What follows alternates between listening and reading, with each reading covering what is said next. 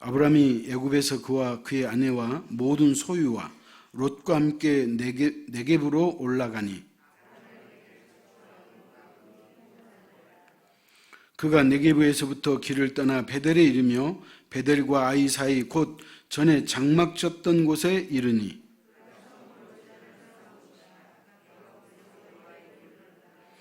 아브라함의 일행 롯도 양과 소와 장막이 있으므로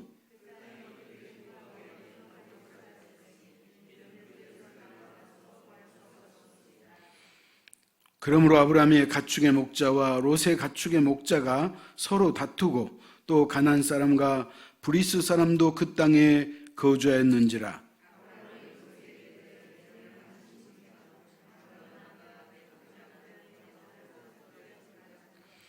내 앞에 온 땅이 있지 아니하냐. 나를 떠나가라. 내가 좌하면 나는 우하고 내가 우하면 나는 좌하리라.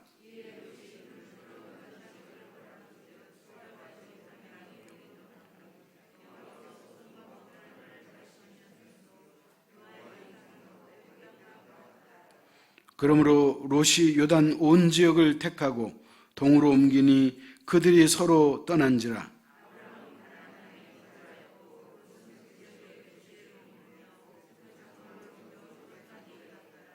소돔 사람은 여호와 앞에 악하며 큰 죄인이었더라.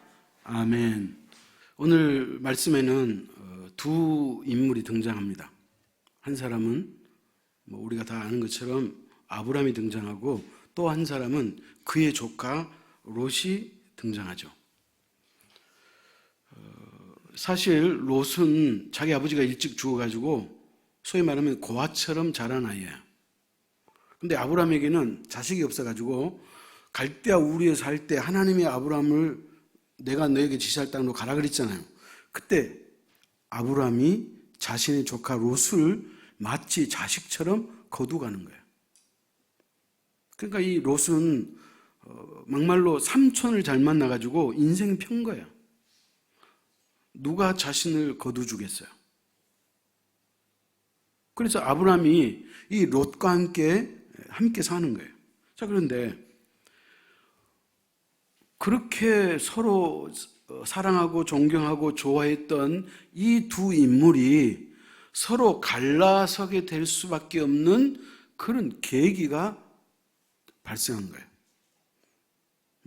헤어져야 될 시간이 왔다는 거예요. 물론 어린아이가 자라고 성인이 되면 독립해야죠. 헤어져야죠. 근데 오늘 이 아브라함과 그의 조카가 헤어지는 것은 그런 계기가 아니에요. 오늘 성경에 봤더니 그들이 헤어질 수밖에 없는 그 계기가 뭐냐? 아브라함과 그의 조카 롯이 갖고 있는 소유물이 많아서 그렇다, 그렇게 말하는 거예요. 소유물이 많아가지고 함께 살 수가 없는 거예요. 여러분 2절 한번 볼까요? 오늘 본문 같이 읽습니다. 아브라함에게 가축과 은과 금이 풍부하였더라. 문제 발단은 뭐냐면 풍부함이에요. 우리가 많이 있고 그래서 생겨난 단어 있죠? 다다익선. 좋은 것이 좋은 것이요. 많을수록 좋다고 우리가 말을 하지만 그러나 또 많은 것이 좋을 수는 있죠. 좋기도 하고요. 그러나 다 좋지만 않다는 거예요. 그렇다면 왜 이 두 조카와 삼촌 사이가 재물이 많은 관계로 헤어질 수밖에 없었느냐? 거기에는 그만한 이유가 있어요. 오늘 본문 5절, 6절 교독합시다. 아브라함의 일행 롯도 양과 소와 장막이 있으므로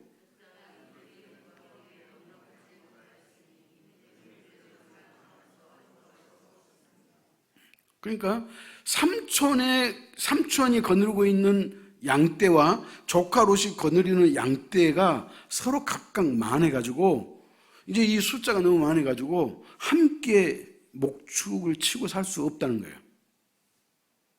그래서 어떻게 되는 거예요? 서로 헤어질 수밖에 없는 그런 시간이 다가왔다. 그렇게 성경은 말하고 있는 거예요. 사랑하는 성도 여러분, 사람이요 가난할 때는 의지가 되고 가난할 때는 정도 많고 가난할 때는 헤어지지 않습니다. 그리고 가난할 때는 시끄럽지 않습니다. 근데 부자가 되면 이제 소리가 나기 시작하고 싸움이 생기고 그리고 문제거리가 발생하는 거예요. 오늘 창세기 13장이 그런 유의 한 경우다 그런 말이에요. 여러분 이렇게 많음으로 인해서 싸움이 있다고 하는 것이 성경만 있는 거 아니잖아요.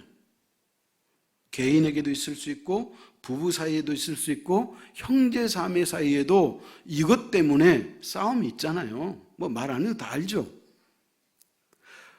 부모가 재산이 많아가지고 돌아가신 분들은 다 문제가 있어요. 한 집도 외회가 없을 만큼 다 문제가 있는 거예요. 오히려 가난해가지고 내 부모가 아무것도 남겨둘 수 없는 그런 가난한 집의 자손은요 싸움하지 않습니다. 오히려 정이 끈끈해요. 그럼 뭐 때문에 그러냐는 거예요. 물질 때문에 그렇다는 거예요. 우리나라 재벌가에 보면 가끔 형제의 난 있죠. 지금 그 롯데 우리나라 총수 그 양반도 자기 위에 있는 형하고 싸워가지고 자기가 이겼잖아요. 자기 아버지가 소천하고 나서. 작년에 중국에서 있었던 일이에요. 신문에 나온 얘기니까 제가 하는 거예요. 한 남편이 복권이 당첨됐는데 18억이 당첨됐어요. 그런데 이 18억이 당첨돼가지고 세금 떼고 이제 자기가 온전히 가지잖아요. 근데 놀라운 것은 부인한테 이야기를 안 해준 거예요. 말 안 했어요. 그래서 자기 형제들한테 조금 주고 그 다음에 자기 전처한테, 그러니까 지금 부인은 제가 해서 갖는 것 같아요. 전처한테 우리 돈으로 한 1억 정도 준 것 같아요. 근데 2년 만에 이게 발각이 됐어요. 여러분, 사람이 뭔가를 숨긴다고 해서 이게 영원히 숨겨지겠어요? 그래서 그 현재 부인이 이혼 소송을 해가지고 법원에서 현재 남편이 갖고 있는 재산의 3분의 1을 줘라 그래가지고 그렇게 판결을 났어요. 그러니까 뭡니까? 자기 혼자 가지려다가 오히려 현재 부인까지 잃어버린 거예요. 거기다가 자기 재산의 3분의 1을 또 띄어서 줬다니까요. 또 중국 얘기예요. 복권 당첨됐는데 이분은 얼마나 당첨됐느냐? 426억이에요. 이 사람이 복권이 당첨되니까 이 복권을 잃어버릴까봐 호텔에 투숙해가지고 복권 당첨 받는 날까지, 당첨금을 받는 그날까지 호텔에서 나오지 않았어요. 왜? 잊어버릴까봐. 돈이 얼마? 426억이에요. 우리 돈으로. 그래서 이제 복권 당첨금 받으려고 아침에 이제 이분이 그 센터에 왔잖아요. 어떻게 왔느냐? 인형을 쓰고 왔어요. 왜 인형을 쓰고 온 것 같아요? 어느 누구도 자기가 당첨된 사실을 모르게 하려고 인형을 쓰고 왔어요. 근데 이분은 동기는 조금 동의할 만하더라고요. 그래서 이제 그쪽에서 복권 당첨금을 주는 쪽에서 물었어요. 왜 당신은 인형의 탈을 쓰고 왔느냐? 그랬더니 이 큰 돈이 당첨된 것을 알면 내 아내와 내 아들들이 이 일을 하지 않을까 봐 그것 때문에 제가 그렇습니다. 그렇게 이야기했다는 거예요. 어찌됐든 간에 그러나 말 안 하면 되겠어요? 아니, 부인한테는 해야지. 왜 그래요? 성경이 말하고 있잖아요. 야고보서 1장 15절 욕심이 잉태한 즉 죄를 낳고 죄가 장성한 즉 사망을 낳느니라.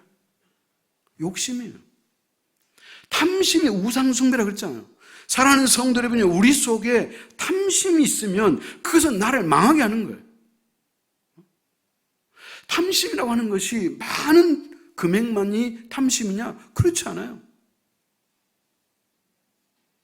옆에 있는 친구의 물건 하나 나에게 욕심이 생기면 그게 탐심이에요.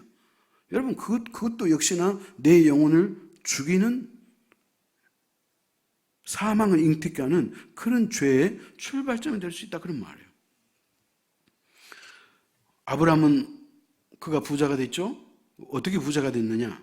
그 이유가 나와 있는데 창세기 12장 16절이에요. 찾아갑시다.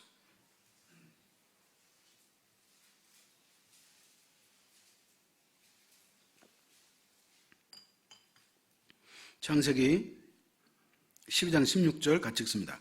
이에 바로가 그로 말미암아 아브람을 후대함으로 아브람이 양과 소와 노비와 암수 나귀와 낙타를 얻었더라. 잘 보십시오. 아브람이 어떻게 됐든지 간에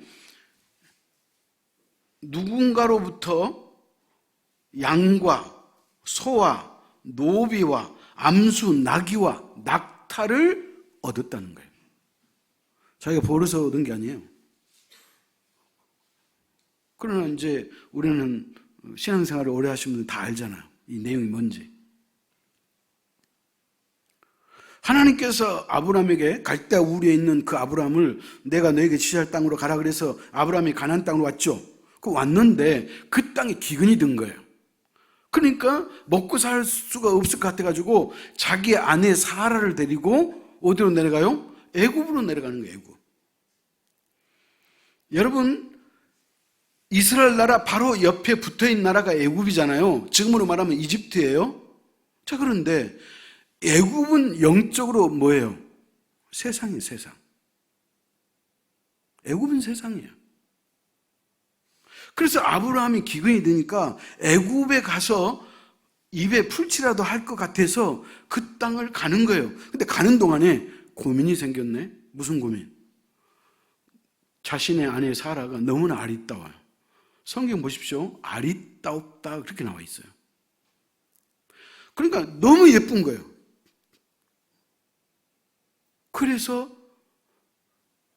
만약에 우리가 애굽에 남인 나라에 가서 그곳에서 얼마라도 정착해 있으면 사람들 우리 아내를 데려갈 것 같다. 빼앗아갈 것 같다. 그런데 여기에다가 한 수 더 뜨네요.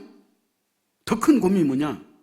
아내 뺏긴 것은 두 번째고 자기를 죽이고 데려가면 어쩌나 이게 고민인 거야. 그래도 어떻게 했어요? 이제 이미 걸어왔던 걸음이고 그래서 애굽에 가요. 근데 금방 소문이 잦아요. 성경에 나와 있는 내용이에요. 아브라함의 아내 사라가 얼마나 예쁜지 소문이 금방 퍼져가지고 애굽의 왕 바로에게까지 소문이 들리는 거예요. 근데 여러분, 나를 남편이니까 내 아내를 뺏어가려면 남편이 나를 죽이고 갈 것이다.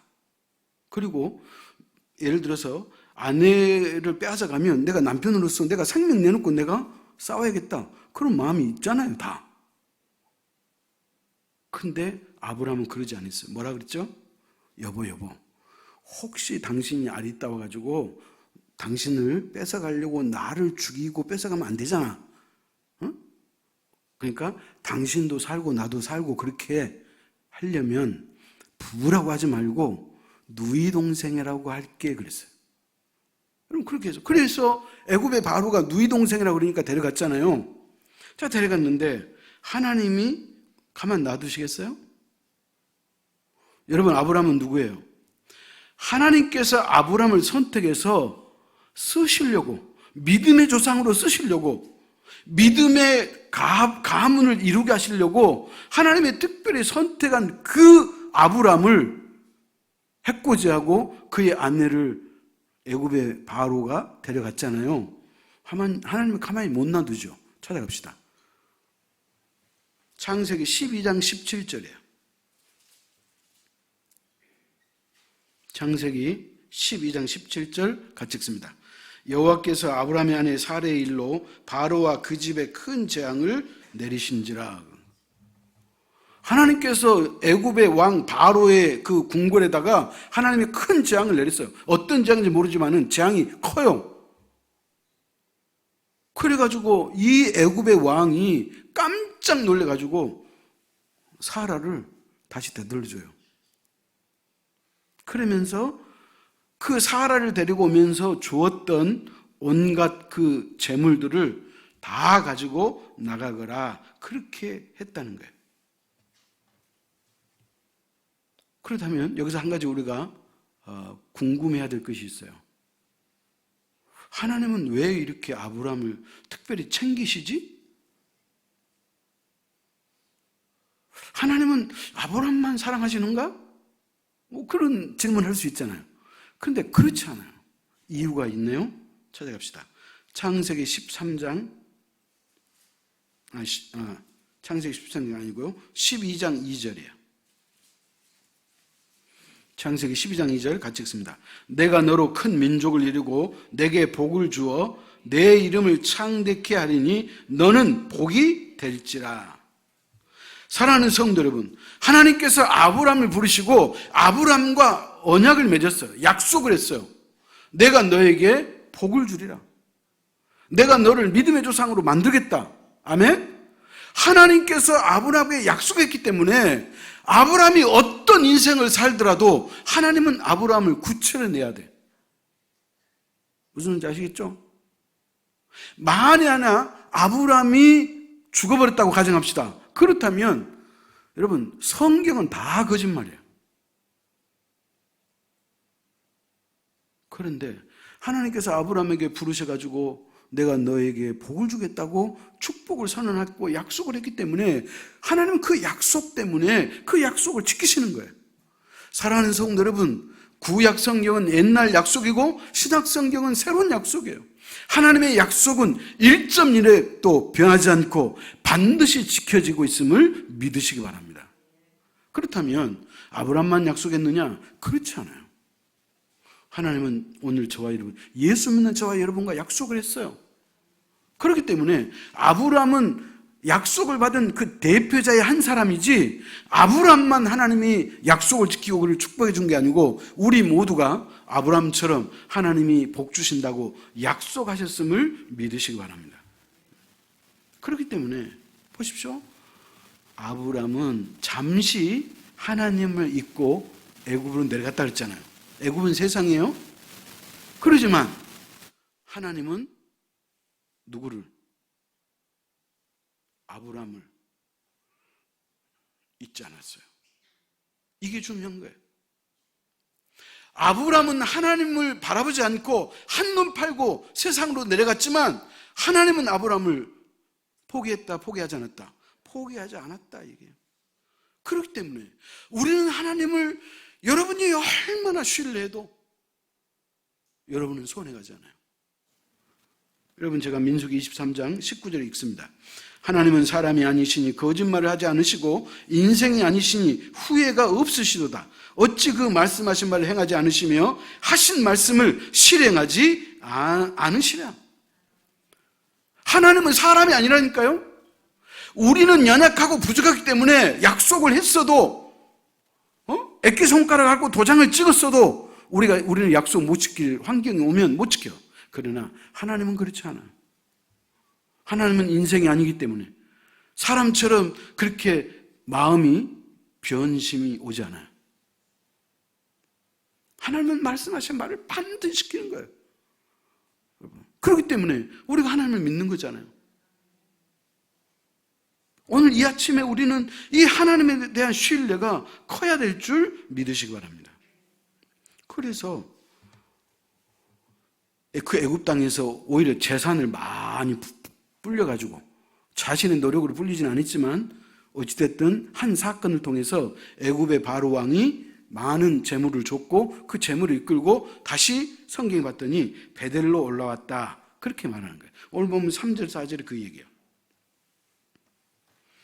자, 그런데 제가 이 성경을 가만히 보니까요, 뭐하고 비슷하냐면 여러분 탕자의 비유 알죠? 탕자의 비유의 둘째 아들과 똑같더라고.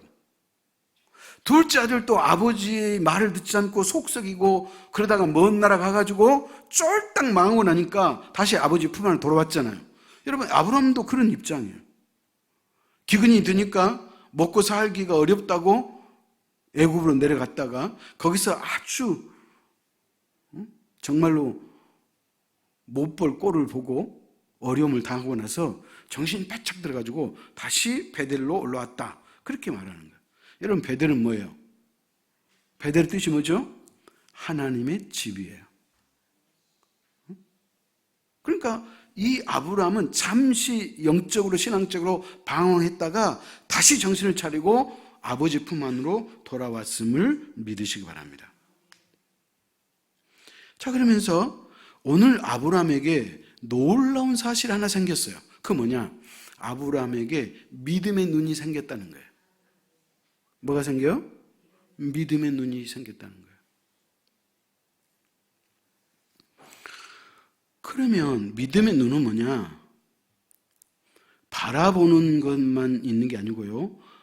실제로 믿음의 눈의 의미는 어떤 것이냐? 지속적으로 바라보는 거예요. 아멘? 지속적으로 바라본다는 말이 아시죠? 끊임없이 계속해서 하나님을 바라보는 거예요. 이 말의 의미는 뭐예요? 끊임없이 계속적으로 하나님을 신뢰하고 그분을 섬기는 거예요. 이게 성도의 온전한 자세인 것을 믿으시기 바랍니다. 힘들고 어려울 때 주님을 바라보고 힘들고 어려울 때 주님 품 안에 들어오고 이제 살만 하면 다시 품 안을 떠나고 하는 이런 삶이 아니라는 거예요. 오늘 아브라함은 그가 애굽에 내려가가지고 아주 혼났잖아요. 그래서 그의 마음속에는 한 가지 결심이 있었어. 나는 결코 하나님 품을 떠나지 않으리라. 이런 결단과 가치관이 생긴 것이 믿음의 눈이 생겼다. 그렇게 표현할 수 있다는 거예요. 여러분, 재미있는 이야기가 하나 있네요. 어느 부잣집 아버지가 자신의 아들에게 너가 이 아빠를 만나가지고 이 부잣집에서 얼마나 잘 살고 있는가를 좀 깨닫고 고마울 줄 아는 그런 아들이 됐으면 좋겠어. 아빠가. 그래서 이 아빠가 이 부잣집 자신의 아들을 데리고 시골 아주 깡촌에 가가지고 어느 한 가난집에서 3일 동안 같이 산 거야. 그러면 생각해 보세요. 부잣집에 살다가 가난한 시골집으로 와가지고 그 하는 모든 것들이 여러분 얼마나 힘들고 어렵겠어요. 그렇잖아요. 그러니까 아버지는 그걸 노린 거예요. 야, 우리 집이 최고야. 우리 아빠 최고야. 아들이 이렇게 해주기를 바라는 거예요. 그 3일 동안 있었네요. 그 이제 다시 아버지가 아들을 태우고 서울로 오면서 아버지가 아들한테 물어요. 궁금할 거잖아요. 도대체 우리 아들이 3일 동안 뭘 느꼈고 뭐가 변화됐는가 알고 싶잖아요. 그래서 아버지가 아들에게 이렇게 묻습니다. 아들, 시골 생활이 어땠어? 재밌었어? 네, 아빠. 아주 좋았어요. 너무너무 좋았어요. 아빠 고마워요. 그런 거예요. 그래서 아빠가 또 질문해요. 그래? 너가 볼 때 가난한 사람은 어떻게 살든 그랬어요. 좀 가난에 포커스가 있잖아요. 너네들은 가난해. 나는 부잣집에 살아. 지금 이것을 알게 하려고 데려간 거잖아요. 그래서 가난한 사람이 어떻게 사는지 알았어? 그렇게 물었더니 예, 아빠. 알았어요. 가난이 뭔 줄 내가 알았어요. 그 이제 아빠가 목적이 좀 달성된 것처럼 보이잖아요. 그래서 또 물었어요. 그러면 너가 시골 집에 3일 동안 있으면서 진짜 네가 얻었던 교훈이 있다면 뭐야? 네가 아빠한테 하고 싶은 얘기 있으면 다 해봐. 그런 거예요. 그랬더니 이 아들이 이 3일 동안에 상당히 감동이 있었고 감격이 있어가지고 아빠한테 구구절절 이야기를 해요. 뭐라고 얘기하느냐? 아빠, 우리 집에는 개가 한 마리뿐인데 그 사람들은 4마리더라고요. 우리 집에는 수영장이 마당이 조그맣게 있는데 그들은 집 옆에 큰 수영장이 있어요. 계곡이 있다는 얘기예요. 그 사람들은 우리 집에는 정원에 전등불이 조그맣게 몇 개 있는데 그들은 하늘에 그냥 수많은 별들의 가로등이 있어가지고 너무너무 좋았어요. 그런 거예요. 우리는 하인이 도와주는데 그들은 다른 사람을 도와주고 있더라고요. 아들이 하는 말이에요. 우리는 음식을 사 먹는데 그들은 다 길러 먹어요. 우리 집은 담장으로 둘러싸여 있는데 그들은 사람으로 둘러싸여 있더라고요. 아빠, 나는 시골이 너무너무 좋아요. 그것이 최고예요. 그랬다는 거예요. 사랑하는 성도 여러분, 무슨 얘기예요? 아빠는 어떤 눈으로 세상을 바라보라는 거야? 어떤 우월감과 이기심과 자신이 부자라고 하는 것을 드러내려고 하는 그런 눈으로 세상을 보는 아버지 눈이었잖아요. 그렇기 때문에 자신의 아들이 부자로 사는 것이 얼마나 행복하고 감사한 일을 깨닫게 하려고 시골로 데려갔던 거잖아요. 근데 아들의 눈은 어떤 눈이에요? 때묻지 않는 순수한 눈이에요. 그러니까 우리 집은 개가 한 마리인데 그 집은 개가 4마리예요. 그렇게 표현하는 거예요. 우리 집은 가로등이 몇 개 있는데 그 집은 하늘의 별과 달이 가로등이에요. 얼마나 더 멋있는지 몰라요. 그랬다는 거예요. 무슨 눈이에요? 순수한 눈이에요. 똑같은 사물을 바라보는데 이기적인 눈으로 보느냐, 순수한 눈으로 보느냐가 다른 것처럼 우리가 이 땅에 살면서 우리가 하나님을 섬기고 이 땅을 살아가면서 우리가 바라보는 그 눈이라고 하는 것이 어떤 눈이어야 하느냐 이 말이에요. 사랑하는 제자교회 성도 여러분이요, 저는 여러분이 믿음의 눈을 소유할 수 있기를 축복합니다. 그렇다면 믿음의 눈은 뭐냐? 2가지로 설명할 수 있어요. 첫 번째, 믿음의 눈은 하나님만을 바라보는 거예요. 누구만 바라본다? 하나님만 바라본다. 바라본다는 것은 지속적으로 바라보는 거예요. 계속해서 바라보는 거예요. 대접, 엎었다, 뒤집었다 이렇게 하는 것처럼 이렇게 밴댕이 속이라 그러죠. 그것처럼 우리가 하나님을 어떨 때는 열심히 섬기고 어떨 때는 또 섬기지 않고 그런 신앙이 아니라 꾸준하게 항구일혈하게 계속적으로 하나님을 섬기는 것이 그게 믿음의 눈을 갖고 있는 사람이에요. 그렇게 섬겨야 한다는 거예요. 역대하 20장 12절 제가 읽습니다. 우리를 치러 오는 이 큰 무리를 우리가 대적할 능력이 없고 어떻게 할 줄도 알지 못하고 오직 주만 바라보나이다. 여러분, 이것은 누가 했던 기도냐면 여호사밧이라고 하는 사람, 왕이 하나님 앞에 기도했어요. 여러분, 여호사밧은 신앙 있는 왕이잖아요. 근데 암몬과 모압이 서로 동맹을 맺어가지고 쳐들어오는 거예요. 그러니까 이 여호사밧이 얼마나 겁이 나요. 연합군이 쳐들어오는데. 근데 지금 연합군의 군대와 자신이 나라가 데리고 있는 그 군인과 소위 말하면 그 군사력을 비교해 봤더니 게임이 안 되는 거예요. 오기만 오면 여집이 지는 거예요. 그러니까 어때요? 그러니까 인생에 지금 막다른 골목에 다다랐잖아요. 그러면 어떻게 해야 될까요? 사람이 수단과 방법을 가린다면, 그래, 니네들이 모압과 암몬이 연합해서 왔어? 그러면 나는 다른 나라하고 연합해가지고 너희하고 한번 붙을 거야 라고 사람적인 생각을 가지고 수단과 방법을 가리지 않고 그 문제를 해결하려고 그럴 거잖아요. 근데 여호사밧은 그러지 않았어요. 여러분, 군대를 물리치려면 당연히 군대로 물리쳐야죠. 근데 오늘 기도한 내용 보십시오. 이 큰 무리를 우리가 대적할 능력도 없고 어떻게 할 줄도 알지 못하고 오직 주만 바라보옵나이다. 주만 바라보는 거예요. 결국 누가 이겼어요? 누가 이겼을 것 같아요? 여호사밧이 기도를 이렇게 해놓고 전쟁 졌더라면 성경에 기록했겠어요? 그럴 일도 없겠죠. 그러니까 이렇게 당신을 신뢰하는 그 자에게 하나님은 실망시키지 않으신다는 거예요. 사랑하는 성도 여러분요, 여러분이 하나님을 믿고 또 믿고 그분에게 여러분의 무게중심을 달면 달수록 그분은 여러분에게 더 크고 놀라운 은혜와 능력과 축복을 주시는 줄 믿으시기 바랍니다. 그래서 믿음의 눈은 계속적으로 하나님만 바라보는 눈이 믿음의 눈이에요. 아멘? 그 다음에 2번째는 뭐냐? 믿음의 눈은 하나님의 눈으로 세상을 바라보는 거예요.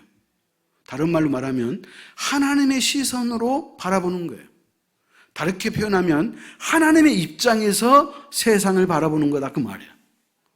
우리가 어찌 하나님이겠어요? 하나님이 될 수가 없죠. 그렇지만은 하나님의 입장에서 생각해 보자는 거예요. 여러분이 여러분의 자신을 하나님의 입장으로 생각해 보세요. 여러분이 이제 하나님 돼가지고 물끄러미 여러분 자신 한번 쳐다봐봐. 어떻게 사는가? 다른 사람은 몰라도 여러분은 여러분 자신 잘 알잖아요.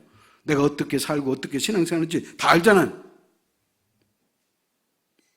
그러면 여러분이 하나님의 시선으로 여러분 자신을 쳐다보면 오메 큰일 났네. 나는 하나님 앞에 너무너무 부족하구나. 나는 내 스스로 신앙이 있는 줄 알았더니 신앙이 하나도 없었네. 아마 깜짝 놀랄 거예요. 그러나 하나님의 시선으로 자기를 바라보지 않는 사람은 그런 느낄 새가 없어. 그냥 사는 대로 사는 거예요. 지금 믿음이 가장 좋은 믿음이라 그렇게 착각하고 있을 수도 있어요. 사랑하는 성도 여러분, 분명히 말씀드립니다. 믿음의 눈을 가지는 자는 하나님이 일평생 함께 하는데 그 믿음의 눈을 가진 사람은 어떤 사람이다? 하나님의 눈으로, 하나님의 입장에서, 하나님의 시선으로 바라보는 눈을 말한다. 그런 얘기예요. 우리가 창세기 13장의 그 말씀을 읽으면 항상 감동적인 게 있어요. 감동적인 거. 뭐가 감동적일 것 같아요? 이제 아브람 자신과 조카 롯과 두 집안의 소와 양떼가 많아가지고 함께 동거할 수가 없다 그랬죠. 왜? 목초지가 부족하거든. 그런데 어쨌든 헤어져야 돼. 자, 그 헤어질 때 여러분 삼촌이 어떤 사람이야? 롯 자신을 조실부모하고 어렸을 때부터 키워줬잖아요. 더더군다나 자기를 자식처럼 대우해줬잖아요. 삼촌이 일만 시키는 것도 아니고 인격적으로 대우해줬잖아요. 그러니까 이렇게 멋있는 삼촌이 어디 있어요? 근데 이제 이 땅을 서로 나눠 가져야 돼. 근데 우선 선택권을 누구한테 줘야 돼요? 응? 형님 먼저 아우 먼저 그렇게 한다면 삼촌이 먼저 해야 돼야 조카가 먼저 해야 돼? 응? 누가 먼저 선택해야 돼요? 아이 목사님 롯은 족하고 어린 게 먼저 선택해라 그래야죠. 그럼 그게 아니에요. 이미 롯은 가정을 이루고 성장했고 독립했어요. 그런데 삼촌이 조카 롯에게 먼저 제시해요. 사랑하는 조카 여보게, 자네가 요단도를 바라보고 자네가 우측을 선택하면 나는 좌측을 하겠네. 아니, 자네가 볼 때 좌측이 더 좋다고 생각해서 좌측 땅을 선택하면 나는 우측으로 갈라네. 이게 누구 얘기예요? 아브라함의 얘기예요. 아브라함이 공자라서 그럴까요? 아브라함은 그가 애굽에서 호된 고난을 겪고 나서 그의 눈이 달라졌다 그랬잖아요. 그의 눈은 어떤 눈? 믿음의 눈이에요. 왜? 애굽에 내려가면 잘 살 줄 알고 내려갔다가 낭패를 봤잖아요. 가까스로 하나님의 도움으로 목숨 부지하고 또 얼떨결에 소와 양떼도 풀어놨잖아요. 이 말의 의미는 뭐예요? 사람의 계획과 사람의 뜻과 사람의 생각으로 안 된다 그 말이에요. 여러분 다 우리 살아봐서 우리 느끼는 거잖아요. 30대 이하 된 사람들은 더 살아봐야 돼. 최소한 40 이상을 지나봐야 인생이 뭔지를 좀 어렴풋이 알아. 사랑하는 성도 여러분, 인생은 결코 내 마음대로 되지 않아요. 내 마음대로 되는 일이 어디가 있어요? 여러분이 선택한 게 뭐예요?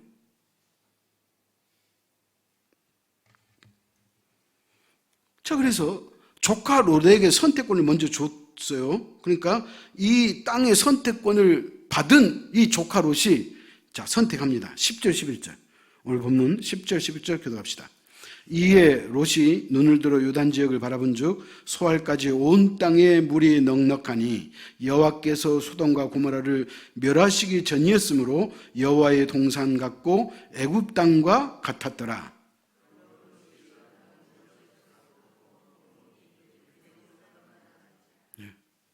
보십시오. 여러분, 자신한테 온 이 선택권을 쉽게 날릴 이유가 없잖아요. 그래서 롯은 그 당시 목축업이니까 소와 양떼를 먹이고 입히고 할, 소위 말하면 푸른 초지가 많고 물이 넉넉하면 최고의 땅이에요. 그래서 이 롯이라는 친구가 요단들을 딱 봤더니 세상에 자기 마음에 쏙 들어온 땅이 있다는 거예요. 그리고 그 땅을 성경 뭐라고 설명했죠?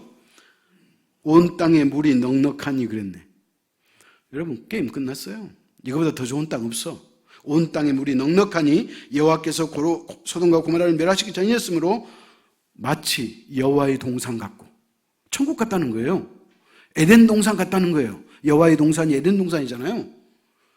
그리고 애굽 땅과 같았더라. 애굽이 뭐예요? 그 당시는 대제국이었어요. 애굽은 항상 흥했고 항상 그들은 풍요로웠어요. 그러니까 얼마나 땅이 좋았으면 비교하기를 이렇게까지 했냐 그 말이에요. 여호와의 동산 같고 애굽 땅과 같았더라. 근데 결국 롯이 실패해요, 안 해요? 실패해요. 그 땅이 소돔과 고모라 땅이었잖아요. 그 땅에 하늘에서 유황불이 내려와가지고 하나님이 심판하실 것을 누가 알았겠어요? 그렇기 때문에 사랑하는 성도 여러분, 우리가 세상에서 바라보는 그 가치관을 가지고 세상에서 얻었던 그 지식의 눈을 가지고 세상을 경영하려고 하고 세상을 판단하면 여러분은 마지막에 반드시 실패했음을 깨달으시길 바랍니다. 여러분, 그런 거예요.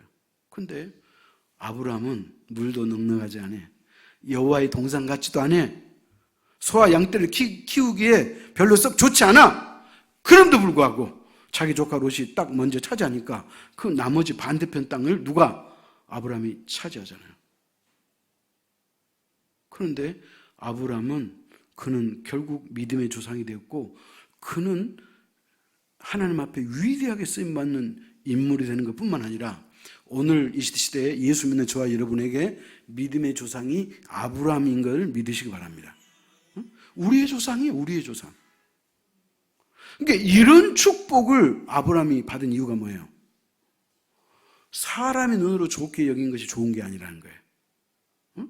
우리는 지혜도 없고 우리는 모든 것이 한계가 있기 때문에 눈에 보은 것이 다 좋은 것으로 아는데 그렇지 않다는 거예요. 진짜 좋은 것은 하나님이 보시기에 좋아야 돼. 또 한 가지는 하나님이 함께 하시면 그 땅이 최고의 땅이야.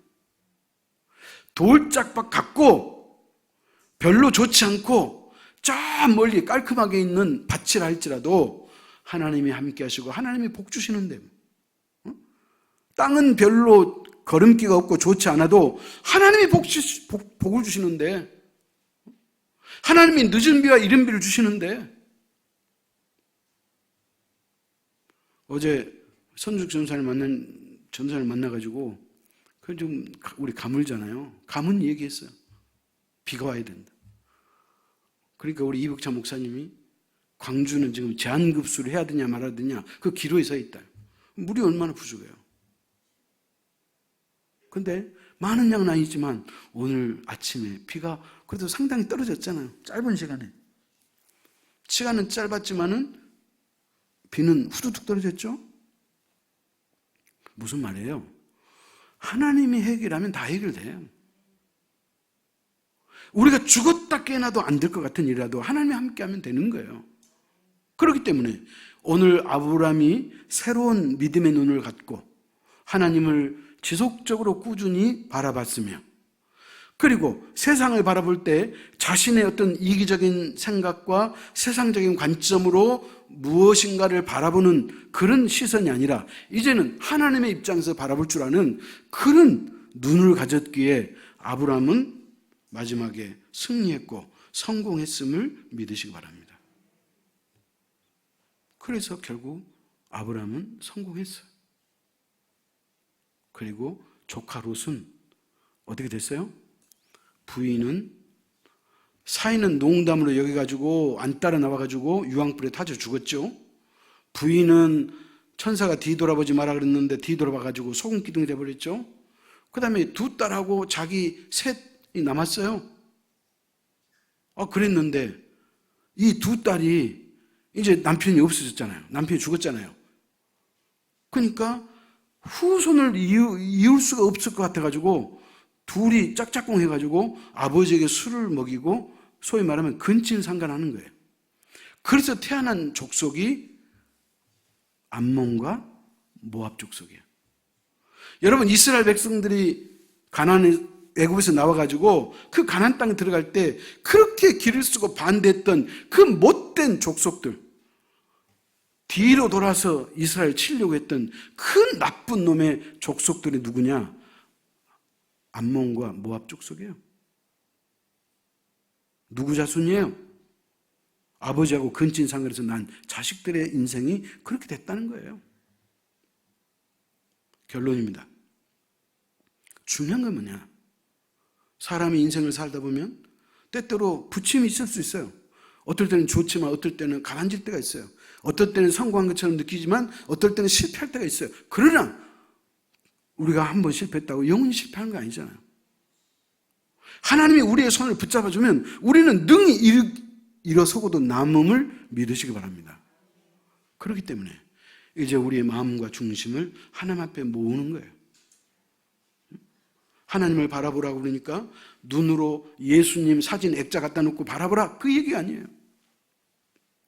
내 신앙을 하나님께로 계속해서 향할 수 있도록 하라는 거예요.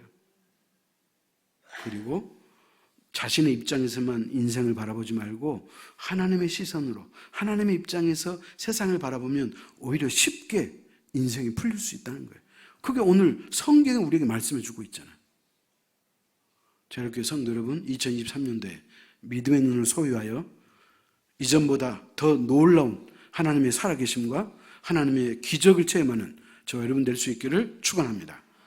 기도하겠습니다. 하나님 아버지, 오늘 믿음의 조상 아브라함이 그가 기근 때문에 잠깐 실수해서 애굽으로 내려갔지만 하나님은 아브라함에게 너는 내 것이라, 내가 너에게 복 주고 복 주어서 믿음의 조상으로 삼겠다고 약속했기 때문에 아브라함은 하나님을 외면하고 애굽으로 내려갔다 할지라도 하나님은 아브라함을 외면하지 않고 그를 끝까지 붙들어 주셔서 마침내 믿음의 조상으로 만드셨던 그 하나님의 신실하심과 하나님의 성실하심을 오늘 이 말씀을 통해서 깨닫게 하시니 하나님 감사합니다. 이 하나님의 놀라운 사랑을 경험했던 아브라함은 다시는 세상의 눈으로 세상을 바라보지 아니하고 탐심의 눈으로, 경제적인 눈으로 세상을 바라보지 아니하고 오직 하나님께만 자신의 시선을 향하고 또한 그 시선을 계속적으로 지속적으로 했던 것을 우리가 깨닫습니다. 뿐만 아니라 아브라함은 하나님의 시선으로 세상을 바라봤기에 그는 이제 어떤 환경에서도 능히 이기고 승리할 수 있었음을 우리가 깨닫습니다. 아버지 하나님, 2023년도에 우리 교회 예배자의 삶을 살게 해달라는 표를 가지고 우리의 신앙이 회복되기를 원하오니 죽게 돌아오는 자는 아브라함을 일으켰던 하나님께서 반드시 일으켜 주실 것을 믿사옵고 하나님 앞에 다 나오는, 그래서 믿음의 눈을 소유하는 복된 주의 백성 될 수 있도록 역사하여 주옵소서. 예수님의 이름으로 기도하옵나이다. 아멘.